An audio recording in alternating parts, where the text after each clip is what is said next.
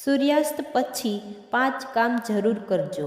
સૂર્યાસ્ત બાદ ઘરમાં મુખ્ય દ્વાર પર દીવો જરૂર પ્રગટાવવો. આ ઉપરાંત જો ઘરના ગેટ પર તુલસીનો છોડ છે તો એના પર પણ દીવો પ્રગટાવવો. આવું કરવાથી જીવનમાં આવવાવાળી બધી પરેશાનીઓ દૂર થાય છે. સૂર્યાસ્ત બાદ થોડા સમય માટે મૌન ધારણ કરવું જોઈએ. આવું કરવાથી તમને પૂજા કરવાનો બમણો લાભ મળશે. સાથે ગૃહ કલેશ પણ નહીં થાય. સાંજના સમયે પોતાના પૂર્વજોને નમન કરવાનું ન ભૂલવું જોઈએ. નમન કર્યા બાદ તાત્કાલિક એમની તસવીર સામે દીવો પ્રગટાવવો. આવું કરવાથી દોષોમાંથી મુક્તિ મળે છે.